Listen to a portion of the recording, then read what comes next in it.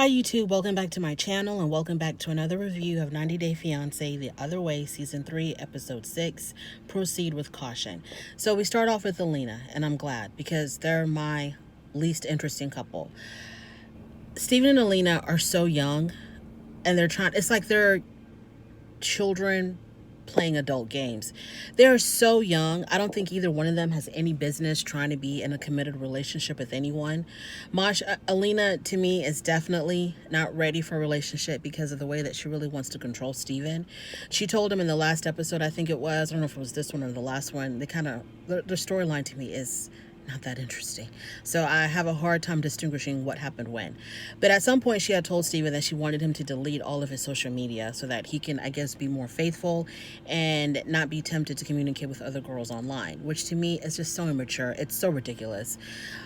The whole thing about having a mate, and if you want your mate to be faithful, the issue is not, trying to limit their access to the outside world. The issue is whether or not that person wants to make that decision to be faithful and to forsake all others and just to be with you. So, and that is accomplished because they have that desire to not want to cheat, to not want to be unfaithful, to not want to make you unhappy. Not because you are cutting them off, you're taking their phone, you're blocking them from this, you're blocking them from that. That's just not the way to do it. The whole thing is to give them as much freedom as possible, let them do whatever they want to do, and that they would still choose to be with you and they would still choose to not mess with anyone else. That's, to me, is the true sign of fidelity. Not because, oh, I took away his phone, or he deleted all of his social media and that's why he's faithful. I don't understand that. That just shows how controlling she is. And I think if Steven did that to her, I think the internet would have a field day with that. But I guess it's okay for her to do it to him. So the whole thing with Masha. So Masha is one of her girlfriends that Steven doesn't know. And they basically, Masha is basically going to be like a decoy. She's going to set up this account. She's going to reach out to Steven through social media and try to be really flirty with him and see if he bites. So that was the plan. So they did that. She sent out a message to him. I don't know. I guess it was a picture of him out in the snow or something in Utah. And I guess she commented something about the scenery. And he said, yes, we have really good snow here in Utah, the best in the world. You should come down in the wintertime. So Alina took that as an invitation, that he was sending her an invite to come see him in Utah. And I guess to start some illicit affair.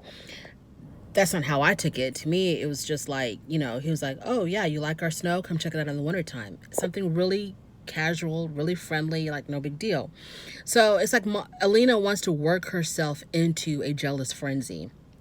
So I guess that wasn't enough evidence to catch him, to confront him with. So she decides to,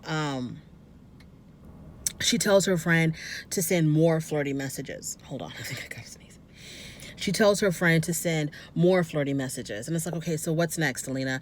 The whole point was he going to respond? At first, he didn't respond. It took him a while to respond. Then when he did respond, he just said, yeah, come check it out in the wintertime.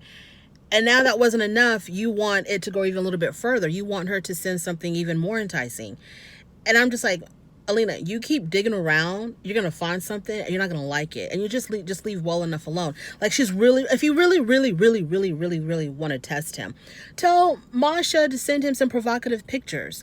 Tell Masha to invite him to, just go all out instead of like, oh, it's really pretty over there where you're at. And then he says, yeah, come check it out in the wintertime. And you're not happy with that. If you really want to know if he's up to no good, just make it extremely flirty. Just really go all out there and, make it happen and see what he says instead of wasting time like this. But this is immature to me. It's really, if you feel like you need to do that to your partner, you don't need to be with that person. That's how I see it. So then they both decide to go wine tasting. And there's a lot that happened with them, I guess. I'm going to skip it because it really wasn't that interesting. I'm looking at my notes. just to them going back and forth about him dating other girls when they first met, because in the beginning of their relationship, and when I say the beginning, I mean the beginning, like 2 weeks in, I guess they were making plans for the future, getting married, having children, but at the same time he was still seeing other girls. And I think at first he told her they were just his friends, and that, he was never going to stop talking to them because they're just his friends. And then he told her that, well, these were the girls that he was going out on dates with and that they kissed. And then when we get to the wine tasting, which to me, the whole wine tasting scene, what was interesting about it was that Alina starts off really excited and really happy about the wine tasting because he's Mormon and they're not supposed to drink. And so the whole wine tasting thing he wasn't comfortable with, but he was like, well, if I'm not going to swallow, then I guess it's okay. So they go to the place, they sit down, the wine is presented to them, and you can tell that Alina is like really excited. Stephen is being his usual silly, immature self. He doesn't really want to taste the wine. He says he doesn't like how it tastes. He doesn't like how it smells. He's sticking his tongue in the glass just for the tip of his tongue to barely touch the wine. It's just so immature. And so then he tells her that he's got something to tell her. He tells her that he's not a virgin. And she went from day to night. Her whole mood went from day to night. At first she was so excited about the wine tasting, and then when he dropped this bomb on her, she was like visibly shaking. She was like going through some type of a transformation, the way that she was just like, about to cry, and her body was trembling, and she just couldn't believe what she was hearing. I guess because Steven had told her in the beginning of the relationship that he was a virgin. Now he's telling her that he's not. So that's where that scene ended. Now, my other question is this. How are they supporting themselves? They seem to be in a really nice part of the city. It's not a dump where they're living, a really nice, spacious apartment. Where are they getting this money from? Is this just simply from money that Steven was saving for the trip? Like, wow. It's a really nice area. Every scene of that city that they're in Turkey, every scene is just really, really beautiful, picturesque. It's just really nice over there. Moving on from them, Biniam and Ariella. Okay, so they took a trip to the pediatrician because they had noticed that there was a bulge in the baby's groin area, and every time the baby would exert any type of use any type of exertion, like when he would cry, they would notice that the bulge would actually get larger. So they take him to the to the pediatrician for a checkup, or for, to see what was wrong with him. And the doctor basically diagnosed the baby as having a hernia, and the doctor says we can do the operation, but we need to do it as soon as possible, because this needs to be taken care of quickly. And it's a very simple procedure. It is going to be an operation. The baby is going to be under anesthesia, and but it's no big deal. This happens all the time. This is very routine for us. But Ariella freaks out, and she's a new mom. It's understandable.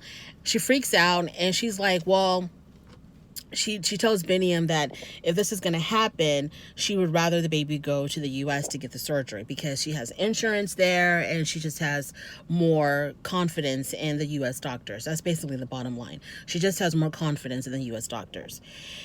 So then Biniam is kind of like, like he tells her, this is not a big deal. This is not like open heart surgery. This is a simple hernia procedure, and they can do it here. It's not a problem. So I don't know why. I don't understand why Ariella is freaking out about the baby having an operation in Ethiopia. So then she tries to use the whole money angle, like, oh, in back home in America, I have insurance. Insurance will take care of everything. We're not gonna have to pay anything out of pocket, and it just makes more sense to get it done over there. And for whatever reason, I would think that would be a good reason, because I'm thinking that an operation like this might cost them money in Ethiopia. So I thought Biniam would have been like, okay, that's a good idea. That's a really good point. But Biniam was like, no, we can take care of it here. So implying that money was not an issue for him for the baby to have the operation in Ethiopia. So I was kind of confused about that. Because it seemed like Biniam was kind of struggling financially. When you look at the home that he originally wanted to put her in, and I think she is the one that's supporting them. I think she's the one that's primarily supporting the two of them and the baby. So I would think that Biniam would have understood, okay, yeah, let's go get it done in the U.S. But his whole issue about her going to the U.S., obviously, is that he's worried that she'll leave and she won't come back, like what happened with his first wife. So then we're at the barbershop. She's at the barbershop for Biniam to get a haircut. And when he's sitting in the chair getting his haircut, all of a sudden, Ariella starts freaking out. She starts hyperventilating. She starts crying. And he's like, are you okay? And so then she tells him that she's going to take the baby to the U.S. for the hernia operation. That's going to happen. And that she's already bought the ticket and they're leaving in a week.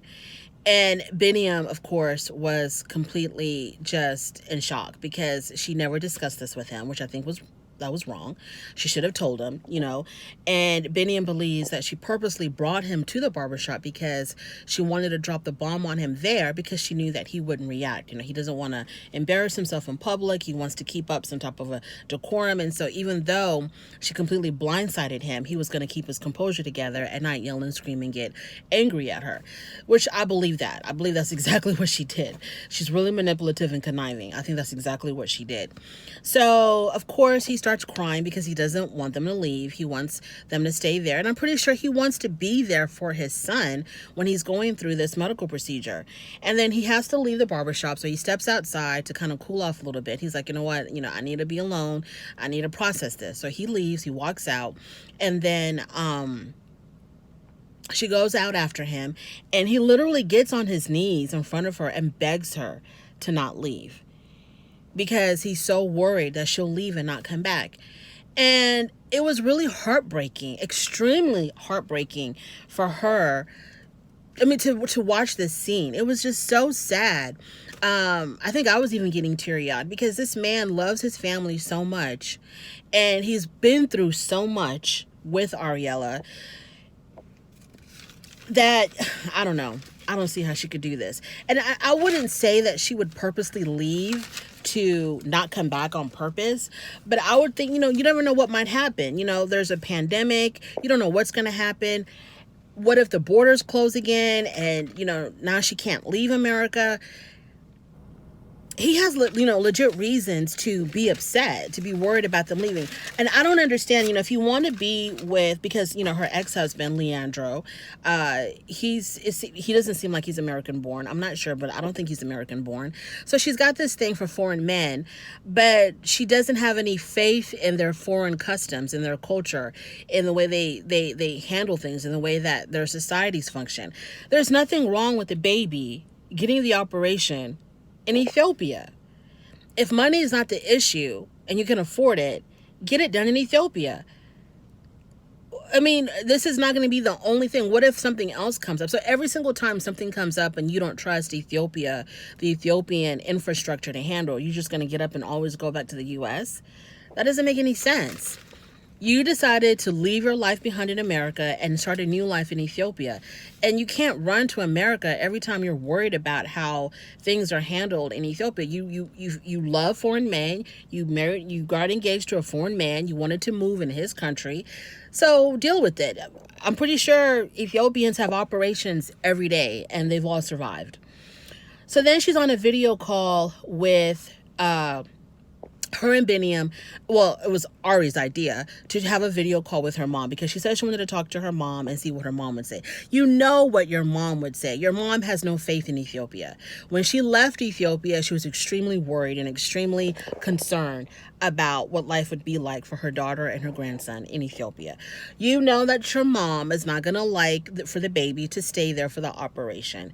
So this wasn't a video call to have a discussion because she told Biniam, let's video call my mom and let's just see, what she says and let's just talk about it.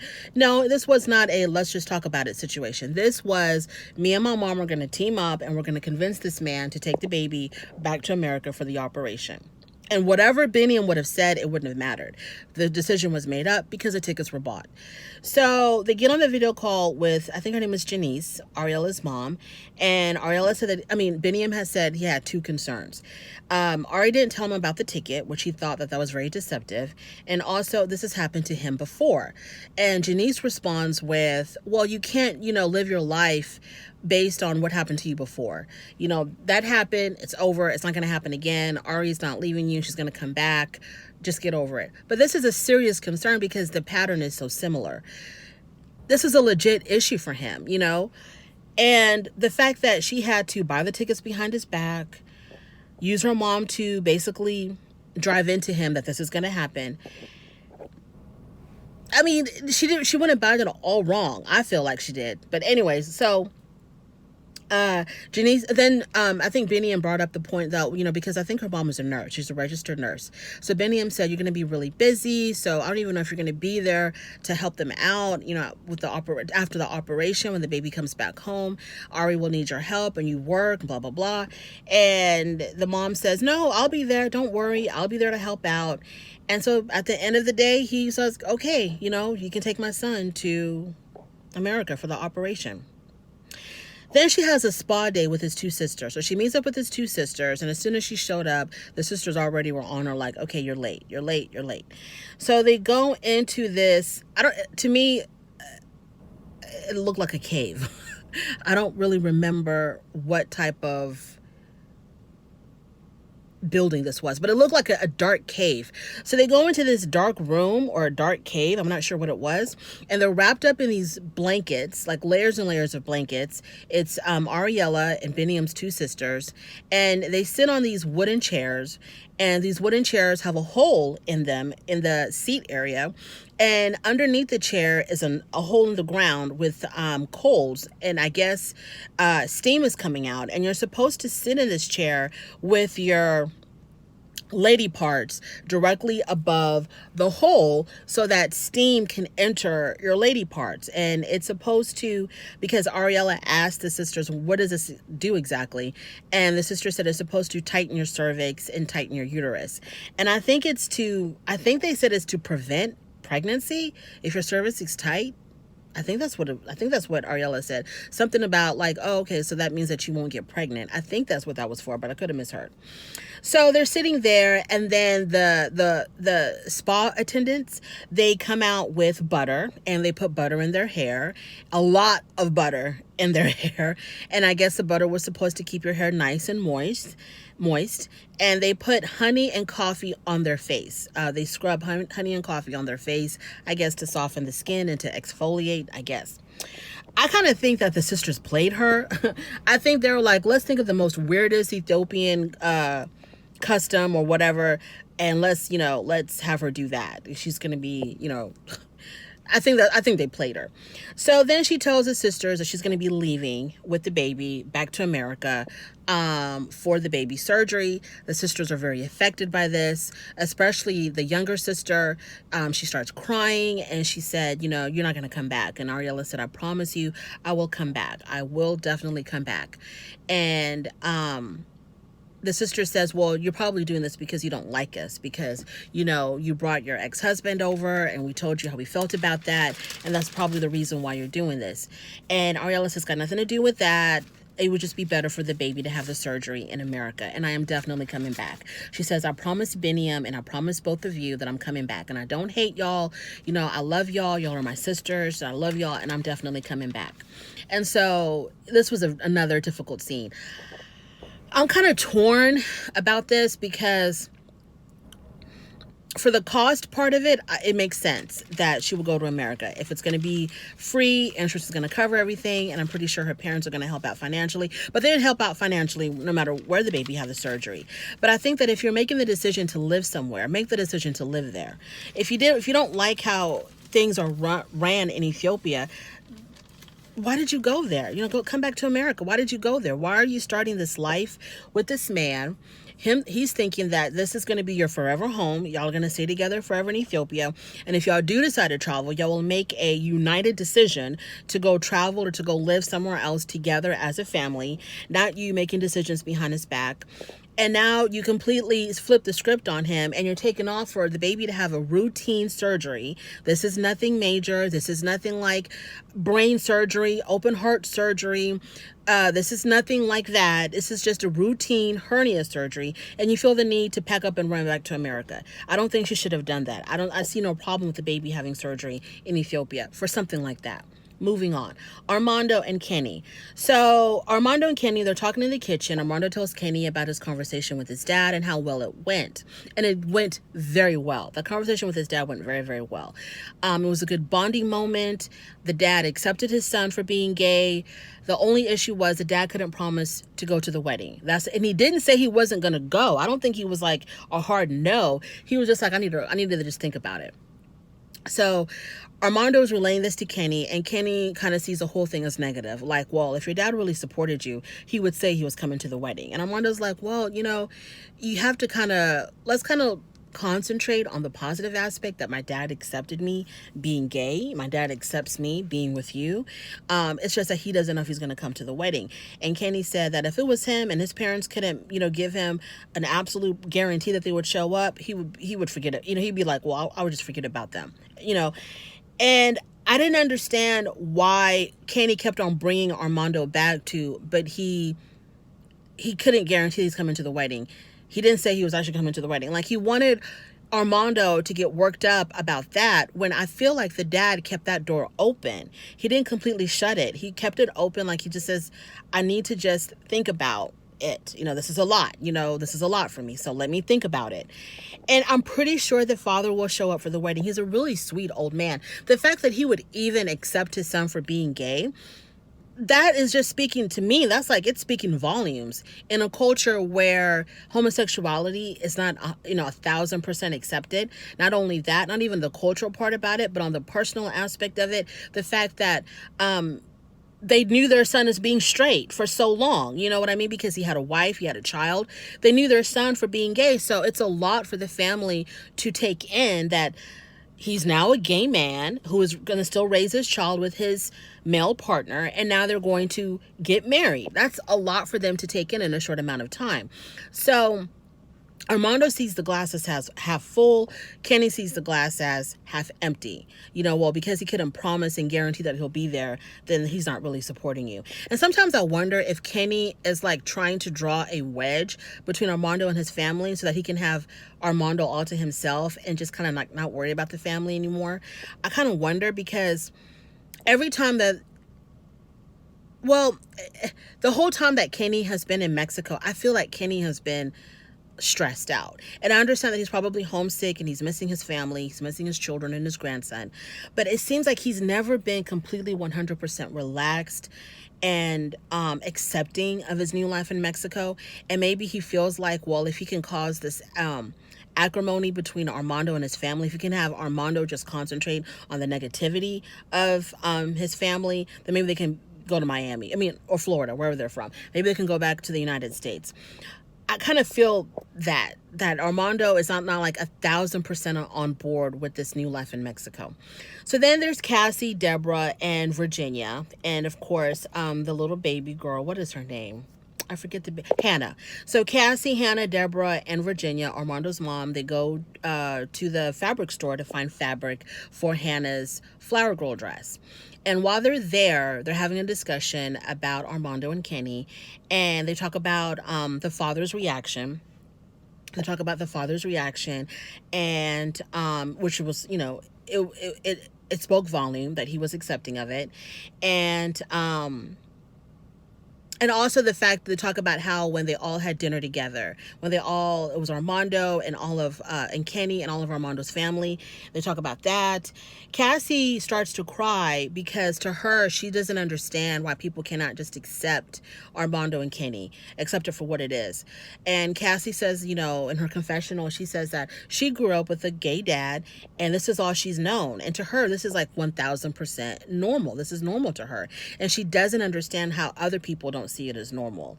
And then Deborah, Armando's sister, says that they're used to, it's the same thing with them. To them, it was normal for their brother to be with a woman. That's all they knew, that he was a heterosexual male married to a woman and they had a kid together. So to them, that's what they've known of. And so it's a lot for them to take in that, he's not straight, that he is gay, and his partner is a man. So Cassie says also that if they have any issues or concerns about how they're going to raise Hannah, they shouldn't, because, Kenny raised all four of his children alone as a single dad. He was their dad and their mom, and they turned out great, which they absolutely did. His kids are amazing. Cassie and her siblings are absolutely amazing. Kenny did an awesome job raising his children. No one should have any concerns at all about him raising Hannah. Now we're to the goodbyes, because they had traveled to, I think, the city where Armando's family lives in. I think they actually had traveled there. And now they're going to, Cassie's going back home to Florida, and Armando, Kenny, and Hannah are going to go back to their home in Mexico, in another part of Mexico, I guess. So they go to Armando's family's home. It was a beautiful moment. I mean, I got the feels. I got goosebumps. I was getting emotional. Everybody hugged. Armando's father and Kenny embraced and hugged, and it was a sincere hug. It wasn't just like an air hug. It was like a real sincere draw each other in and hold each other kind of hug, and it was beautiful. They all hugged Cassie. It was so emotional.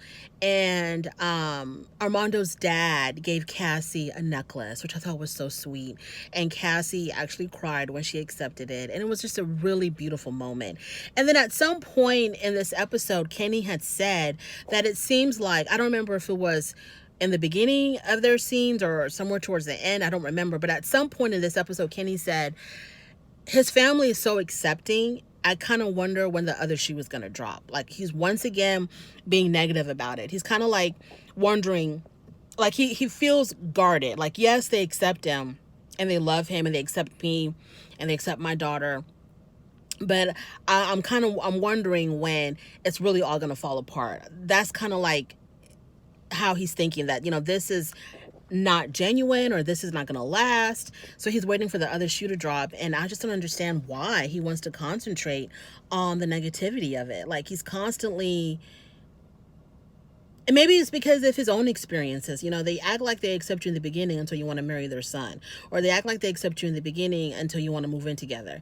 Maybe that's what it is. He thinks that maybe after they get married, they're going to change. I don't think so. This Armando's family, to me, seems like a really genuine family. And I think what you see is what you get. And I don't think that they're going to turn their backs or act negative or act mean or shun them in any kind of way.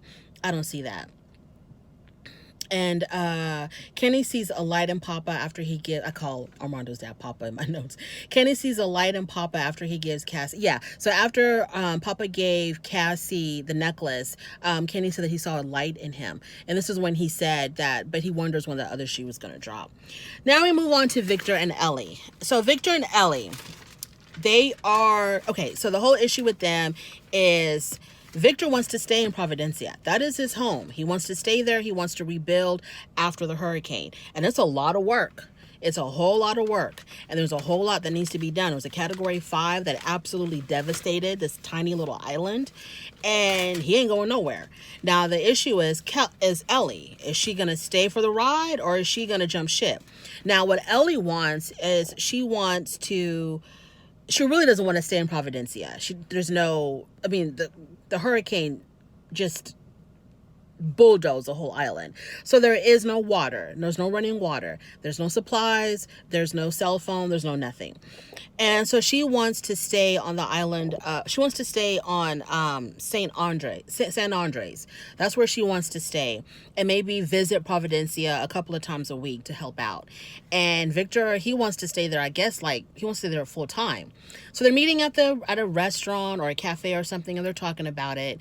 And Ellie says that her dream was to move to Providencia to start her own little business, like a little beach bar, and live the rest of her life on this beautiful island of Providencia with her little business and her man. That was her dream. Well, the hurricane temporarily changed that. She can still make that happen. They are going to rebuild. She can still make that happen, but it's going to take a little bit longer. So now that she can't do that, obviously she's questioning whether or not she should stay. Victor definitely wants to stay. He's the one that suggested they should split their time between San Andres and Providencia. At least she's not completely sold on this. So then she calls her friend, her best friend back in America. I think her name is Hermione. And they're talking on the phone, and she gives her friend the updates about, the devastation that this hurricane had left. And a part of her wants to come back home, and she struggles with expressing her concerns truly to Victor. And then, for whatever reason, her friend brings up, well, you still need to talk to him about the infidelity. No, you don't have to talk about the infidelity. This is not the time to talk about the infidelity. This is a time to support your friend and comfort her, because your friend is really struggling with what she needs to do with her life. And you don't need to add salt to the wound by bringing up the fact that this man that she, left her whole life for cheated on her. She doesn't want to hear that right now. And so Ellie was like, well, yeah, but this is just not the time and place for all of that. So that's where that ends.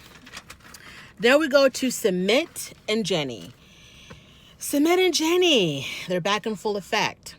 So after Sumit had met with his family at the temple, because they had gone to the temple, which was part of the celebration of celebrating the news of Sumit's sister-in-law being pregnant. So after he met with his family at the temple, later on that night when he came back home, his mother called him.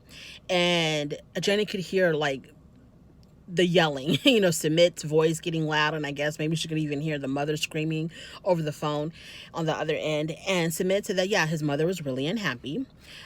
She's very, very upset. And the mother blames Sumit's father for all of this Jenny fiasco, because she says that the father should have more of a backbone and try to stop Sumit from seeing Jenny. The mother threatened her own son. She threatened Sumit that she was going to make his life hell, and if she's not happy, she's going to guarantee that he's never happy again if he continues to stay with Jenny. And he also says to Jenny, well, this is where oh, Lord have mercy. He told Jenny, well, this is why I lie so much, because you see how my mother is. She's very controlling, and she wants things to always go her way. And she was kind of like, this dictator in our home, and everybody was walking on eggshells around her when we were kids. And, my father always would tell us, hey, just do whatever to make your mother happy. Just, make sure that you don't do anything to make her mad.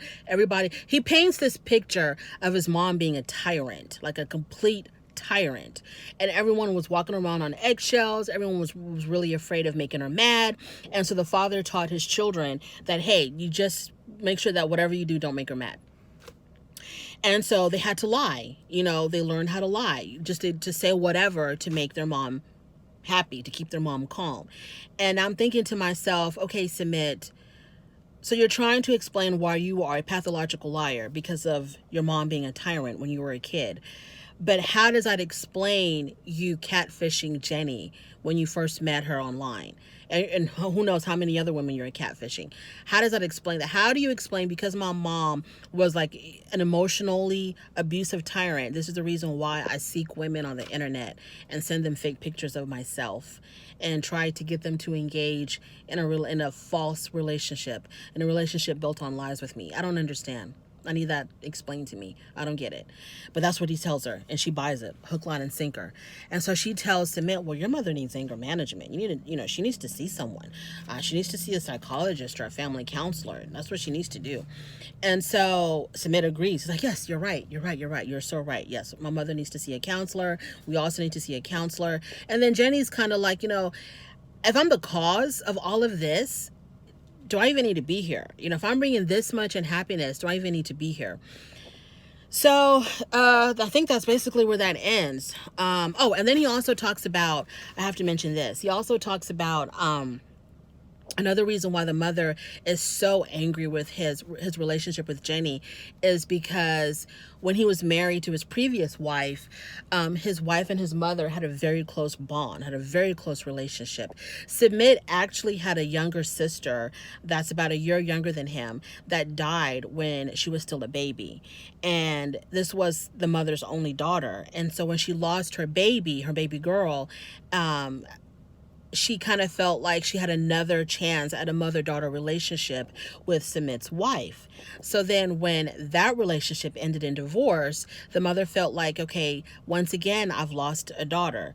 And she blames Submit for her losing that mother-daughter relationship with her daughter-in-law. And the daughter-in-law, when they were married, was very helpful with to her mom, to his mother. He said that, you know, she helped her cook and she helped her clean, and they did things together and had a really close bond. And so when that relationship ended, basically it ended over Jenny, you know, that caused a lot of hatred in her heart towards Jenny. And that, you know, that was very touching. That was a very touching moment. And the counseling thing, I don't think it's going to change. The feelings that this woman has for Jenny are very deep rooted, especially when you see how their culture is on appearances and parents, children respecting their parents, children making sure that they don't tarnish the family name, that they don't bring shame or embarrassment to the family. I don't see how a counselor or a therapist will erase all of that, centuries of tradition, centuries of culture, just completely have this family wipe the slate clean of all of that, and for them to just be like, yes, we accept Jenny. And that's just, I don't see that happening. Yes, we don't care what what our neighbors think, what our friends think. We don't care. We're gonna accept Jenny as your wife. We're gonna, you know, throw this huge wedding for you and Jenny, and we're gonna all live happily ever after. Not in that neighborhood. I don't know where they're gonna live, because, you know, it's the same everywhere. So I don't see that happening. But we'll see. I could be wrong. They can possibly prove me wrong. And that is my review of 90 Day Fiancé. If you liked this video, even a tiny bit, give it a thumbs up. And if you really liked it, go ahead and subscribe. Thank you.